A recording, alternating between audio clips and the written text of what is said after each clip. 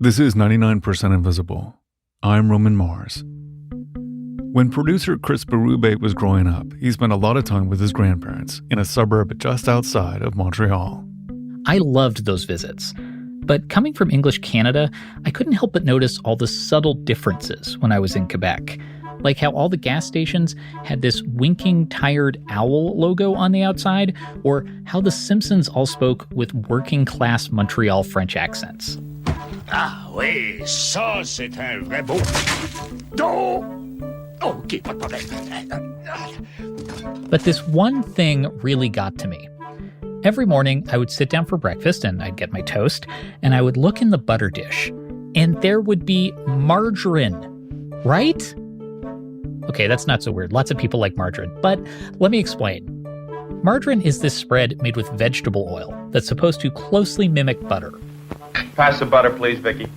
Vicky, the butter. Hey, what's going on? I switched from butter to imperial margarine. You mean this is margarine? But there was something off about my grandparents' margarine. It didn't look like butter. In fact, it kind of looked like lard. The reason for this was a Quebec law that prohibited yellow margarine. For years in Quebec, the faux butter spread wasn't a soft, buttery color. Instead, it was a pale, grayish white. And as a kid, I just didn't get it. Why would anyone make a law about the color of margarine? Who cares? At the time, I wrote it off as just another specific Quebec thing. But it turns out the law in Quebec was just one small battle in a global 150-year war to destroy margarine and everything that it stands for. And in its fight for survival, margarine has had to reinvent itself over and over again. Our relationship with food is always changing. Like, I have no idea if we think eggs are good or bad at this point. But the story of margarine is particularly turbulent. Margarine has been this bellwether for different food trends and fads in our diet culture. The fickle public has gone back and forth on margarine so many times, it feels like whiplash. The story of margarine, this boring spread, is an epic saga with 4 dramatic chapters. Chapter 1: A Miracle of Science. The reason we have margarine is because of the French Emperor Napoleon Bonaparte III. I mean, of course, right? You probably could have guessed that. In the 1860s, France was heading towards a war with Prussia, and Napoleon III had to find a cheap way to feed the entire French Navy. Napoleon III put out a call for an invention of a spread that could replace butter, that was portable for his troops and also cheaper to produce. This is food historian Elaine Kosterova. And I am the author of Butter, A Rich History. A terrific name for a book. Seemed obvious. Napoleon III set up a contest with a cash prize to whoever could make the best fake butter. The standout was from a French chemist named Hippolyte Mejmouri, called oleomargarine. Later, they just dropped the oleo part. And this one particular chemist came up with this mixture of beef caul fat, so this kind of excess beef fat that's trimmed off, which he reduced to an oil and then mixed with milk and salt. Yeah, the process does not sound great, but it tasted pretty good. Apparently it was quite palatable. I've been tempted a couple of times to try to reproduce it just to know what it tasted like, but so far I've not done that. So actually the very first margarine, certainly an animal product, not anything like the margarines we have today or have had, for the last 100 years. Margarine had a lot going for it. It was cheaper than butter, it kind of sort of tasted like butter, and it was perfect for the Navy because it could be taken on long sea voyages and it wouldn't go rancid. But the French really loved their butter, so at first, margarine did not take off. Mejmouri sold his patent in the 1870s, and this could have been it for margarine. It could have become one of those thousands of food products that roll out with lots of hype and then disappear, like Crystal Pepsi or Doritos Wow. But margarine found a ready market across the ocean in America. Under the guidance of the deceptively named United States Dairy Company, margarine was introduced to Americans. And shoppers were excited because around this time, butter was expensive. And if you didn't have money, your alternative was buying rancid butter or another product called renovated butter, which was really gross. Renovated butter was essentially butter that had gone bad or cream that didn't really churn correctly. And they would so-called renovate it. They would process it, adding more salt, some oils. They would just basically put in whatever they could to make it cohesive and spreadable with little regard for taste. It was generally really nasty stuff.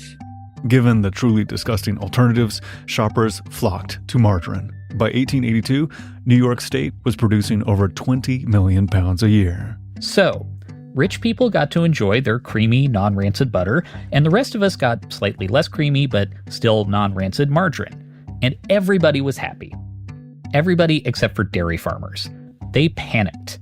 Dairy farmers were like, wait a second, you're producing a cheaper alternative to what we're selling that looks exactly the same as what we're selling and to at least to some palates is indistinguishable. This is Christopher Burns. I'm an archivist at the Silver Special Collections Library at the University of Vermont and a butter historian. Yes, for those keeping track, I found 2 butter historians. Yeah, I know how to do this job. The butter lobby felt threatened by margarine. They weren't about to stand by and watch this upstart become the new popular bread spread. Big Butter had to fight back. Chapter 2: A Public Enemy. In the 1880s, the dairy lobby helped spread rumors and innuendo about the looming threat of margarine. The start of this campaign of disinformation about margarine and where it came from and what went into it. So there was this kind of lurid campaign against margarine. Tell me about this disinformation campaign. What were the crazy rumors going around about margarine? They mostly painted a picture of it being the slag from butcher shops. Here's Natalie Cook from McGill University in Montreal. She's a food historian. A food historian who sometimes talks about butter. That's right, third butter historian. Anyway, the disinformation campaign went to some wild extremes. There were editorial cartoons that made margarine sound awful. Some of the earlier cartoons show these wonderful vats of oil with things being thrown into them, shoes, animals, the odd mouse, the sort of disgusting things that one wouldn't want to see, so that it could all be boiled down into margarine. And so that was the argument. What is in this rather ugly mess of fat? The campaign wasn't limited to rumors about the content of margarine. The dairy lobby also promoted stories about fraud, unethical shopkeepers who tricked their customers by pretending that margarine was butter. The Butter and Cheese Exchange actually sent out an inspector to test suspicious products. This inspector goes into this store and he finds this product being sold for the same price as butter, but it's not butter, and they take it to a chemist and it's shown to be not butter. So there's a lot of that going on. It's unclear how much butter fraud was actually happening, but the stories were effective. And soon, politicians were passing laws across America to stop the pernicious spread of margarine. Butter fraud became a crime in New York State and Maryland, punishable by 30 days in prison. The margarine war was getting intense. In 1884, New York State even tried to pass a full ban on margarine, but an appeals court struck that down because, come on, it's margarine. Other states tried banning it too, with mixed success. So pro-butter politicians had an idea. If they couldn't ban margarine, maybe they could make it so unpleasant, no one would want to eat it. Across the country, states passed laws that required margarine to be dyed so it didn't look like butter. Some states toyed with red or even black margarine, but one color became the most prominent. Vermont in 1884, New Hampshire and West Virginia in 1891 all required that it be colored pink. So imagine spreading pink margarine on your bread. Talk about something very unappetizing at your morning breakfast. Laws about the color of margarine were on the books until the 1950s and 60s in many states. And they lingered in places like Quebec, into the early 2000s when I spread that white-gray margarine on my toast. Margarine color laws were completely hypocritical because food dye is used in butter all the time. Butter actually changes color at different seasons of the year. So depending on a cow's diet, obviously butter can look quite different. The margarine color laws served as a de facto ban in a lot of states. It just didn't make sense for manufacturers to dye some of their margarine pink and then truck it across state lines and then sell it to these customers who already thought, because of propaganda, that margarine was made of, pigeon beaks or something.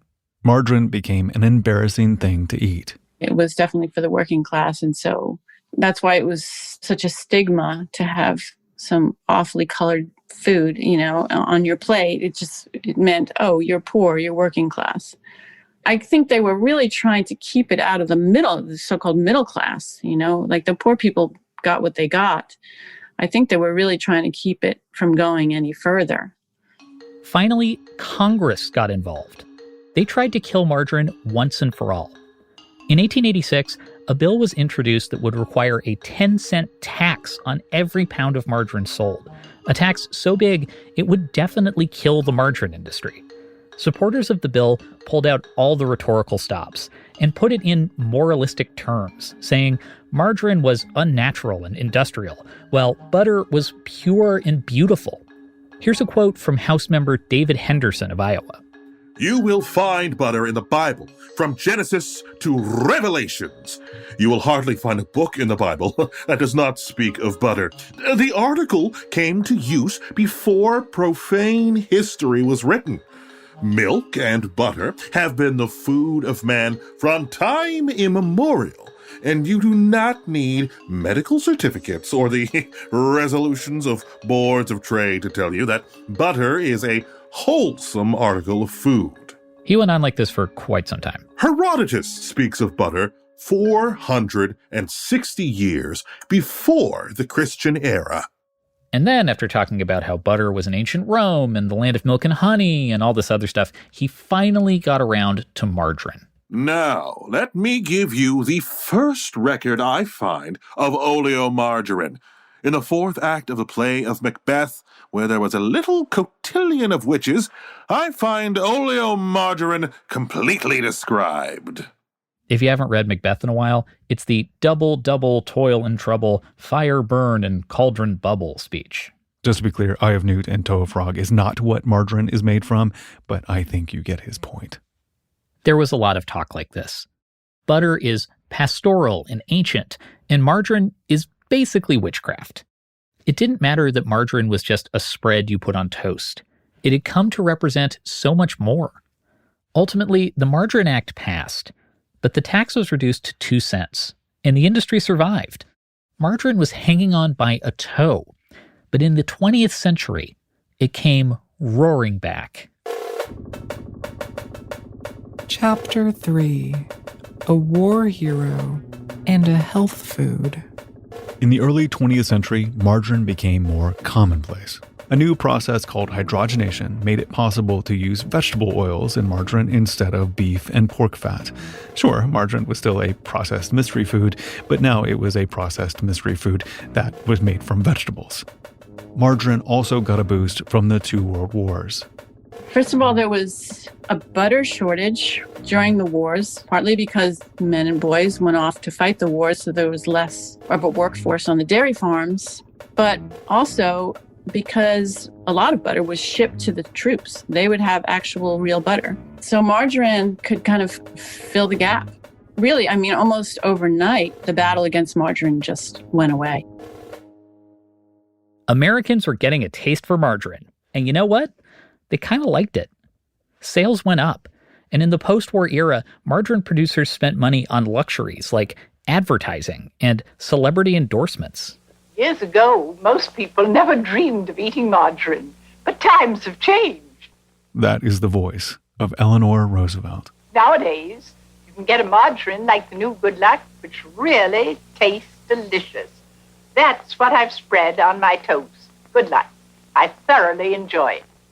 For years, margarine sales climbed, and ads flooded the airwaves, telling consumers margarine could do all the same stuff as butter at a fraction of the price.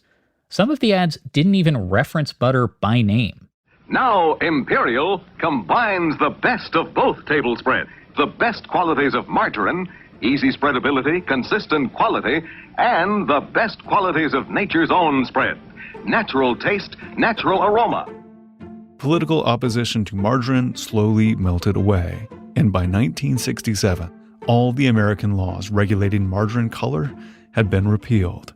By the 1970s, Americans were eating about 10 pounds of margarine per person every year. And as margarine became more widely adopted, it developed a new reputation. This spread used to be reviled as a mystery substance full of animal bits. But as diet culture changed, margarine became a health food.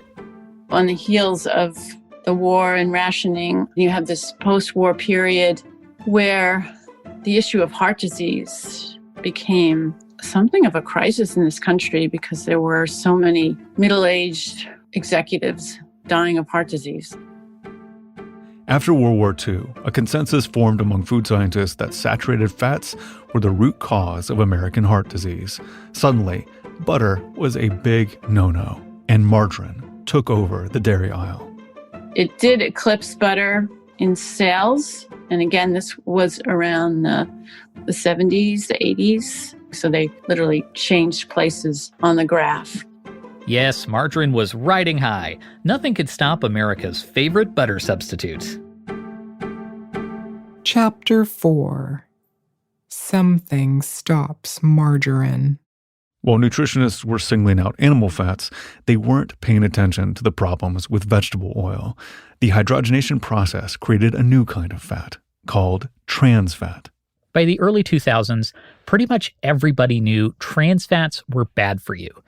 I think you remember the giant panic about this. That big announcement from the FDA requiring companies to phase out all trans fats from our food, saying this could save up to 7,000 lives a year. With the FDA's announcement about trans fat, you probably wonder, what are trans fats doing in our food in the first place? It's all about now. We now know those trans fats are probably worse than the fully saturated fats all along, that the margarine was probably worse than the butter all along, which is why margarine producers largely got rid of hydrogenated oil, but it was too late. Today, Americans eat a lot more butter than margarine. Land O'Lakes, the biggest butter producer in America, says butter sales were up 20% last year because of the boom in pandemic baking. My grandmother still has margarine in her fridge, only now it's yellow. In 2008, over 130 years after the first margarine laws, Quebec finally allowed yellow margarine. But it wasn't because of some big public outcry. It's because nobody cared anymore. It's hard to imagine there was a time when people tried to outlaw margarine or share disinformation about it. But we shouldn't count out margarine. Recently, it's become tied to another major food trend. As people cut animal products from their diet, there's been a rise in plant-based butters. These butters are marketed with pastoral names like Earth Balance. But if you look at the list of ingredients, these so-called butters look a whole lot like margarine. The only difference is they're vegan. I see this plant-based revival as the latest evolution for margarine, a way of lashing itself onto another cycle in our food culture. Margarine keeps riding this big pendulum of taste, of what we think is good for us or bad for us. And along the way, it's been a miracle of science, then a villain, then a war hero, and a health food. But above all, it's been a survivor.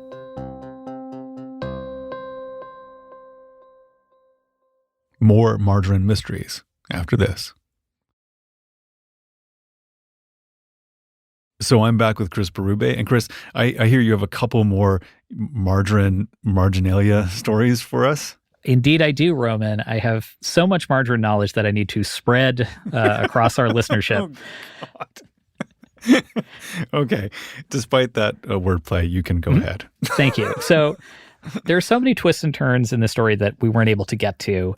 And one example is, did you know, Roman, in New Zealand until 1974, you needed a note from a doctor to get margarine.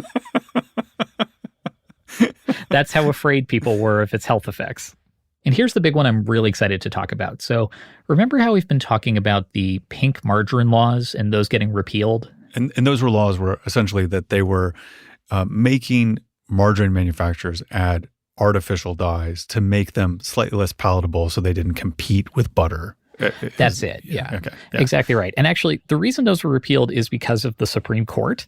So in 1898, the Supreme Court overruled a law in New Hampshire requiring margarine to be pink. And they said, quote, "The state has no power to provide that margarine shall be colored or rather discolored by adding a foreign substance to it." So that struck down laws saying margarine had to be pink or red or black. But there were still laws on the books in lots of states saying margarine could not be yellow. So it's the kind of law we talked about with Quebec that was still in effect until the early 2000s. So the margarine had to be its kind of, like, it couldn't be dyed to make it unpalatable, but it also couldn't be dyed in some places to make it more palatable, more butter-like. It was just the kind of pearly white, substance that you encountered when you were a kid. That's right. And actually, Roman, the last holdout in the United States to have a law like this was Wisconsin, who had a law like this on the books until 1967. Well, that makes sense. They're like the dairy state, so they could imagine that they were like extra protective of their home industry. So yes, to stereotype Wisconsin for a second, yes, this is why this happened. So there were these laws on the books saying you couldn't put yellow food dye in margarine. And actually the Federal Margarine Act was amended to add this like big tax to any margarine that used yellow food dye. So producers tried to figure out ways around this. So the people who make margarine around World War I started using oils that gave margarine kind of a natural yellow color. So they weren't dyeing it yellow. It was just part of the production process. So they used coconut oil that gave it kind of a yellowish hue. And then politicians were like, okay, we see what you're doing here. We don't like this. So then they just banned all yellow margarines, whether it was like a natural color or a food dye. They either banned it or they taxed it. And the margarine producers had to figure out another way around it. So they started sending out the white tubs of margarine with little yellow dye packs. So you could mix in the yellow color at home into your margarine. So it's like a home project. Exactly. Yeah. That's hilarious. It's like this family activity you could all do together where you're kind of stirring it in. And it's funny, there was actually in the 50s in Canada, there was this series of ads starring this fictional homemaker named Brenda York who showed people how to do this, like how to do the mixing. So here's Natalie Cook. She is one of our food historians. She's suggesting that, A, it's an economic spread for your bread. It's tasty. She's also having to make a rather difficult argument. She's having to show us in real time that it's a very pleasant activity to be massaging the nipple of dye into a rather horrible mess of margarine. And so she's wearing a white lab coat and smiling all the time as she is demonstrating that this can be done pleasantly, efficiently, quickly. Now I know how that sounds. It doesn't sound pleasant, efficient, or quick. It sounds awful. It does not sound fun at all. It really doesn't. And during the process of reporting this, I actually found somebody who remembers using those dye packs, who was around when they were still for sale. And one of the experts I spoke to for this story is Marion Nessel. She's a food historian. She's written quite a few books, professor emeritus at NYU. And when I brought this up with Marion, here's how she described the process of mixing the dye into the margarine. Well, you got this white block of fat, and then you got a packet of food dye. And with great effort, you mix them together so it would look like butter. But people didn't want to eat it. It was awful looking. She told me it came out very stripy, so even if you tried to mix it together, it just never totally mixed. You could totally imagine it not working well at all. And you also can really tell that she seems to have a pretty strong disdain for margarine and this process. Yeah, I would say her distaste for margarine has carried over from childhood. Actually, this is one of the first things that she said to me during the interview. My response to hearing that you were interested in margarine was, does anybody still eat it? So yeah, obviously that's a bit of an exaggeration, as we were talking about. There are people for religious reasons or dietary reasons or habit who still love margarine. And the new big thing is these plant-based butters, which do have a lot of similarities to margarine. So, margarine, it's a survivor. It's hanging in there. It is such a fascinating story. So thank you so much for bringing it to us and this little extra bit just to gross us out at the very end. Just want to give everyone a lovely image to go home with from our margarine story. Thanks a lot, Roman. Thanks, Chris.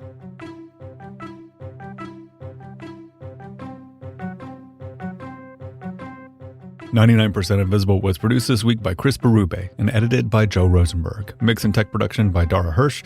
Music by our director of sound, Swan Real. Brandon Hackett was the voice of David Henderson. Delaney Hall is the executive producer. Kurt Kolstad is the digital director. The rest of the team includes Lasha Madon, Christopher Johnson, Emmett Fitzgerald, Vivian Leigh, Sophia Klatzker, and me, Roman Mars. We are part of the Stitcher and SiriusXM podcast family, now headquartered 6 blocks north in the Pandora building in beautiful uptown Oakland, California. You can find the show and join discussions about the show on Facebook. You can tweet at me at Roman Mars and the show at 99pi.org. We're on Instagram and Reddit too. You can find links to other Stitcher shows I love, as well as every past episode of 99pi at 99pi.org. You're listening to a podcast. Stitcher. You're listening to Stitcher. You're listening to a podcast. Stitcher. Yeah, you're listening to a podcast. Stitcher. You're listening to a Stitcher podcast. SiriusXM. Isn't that what I said?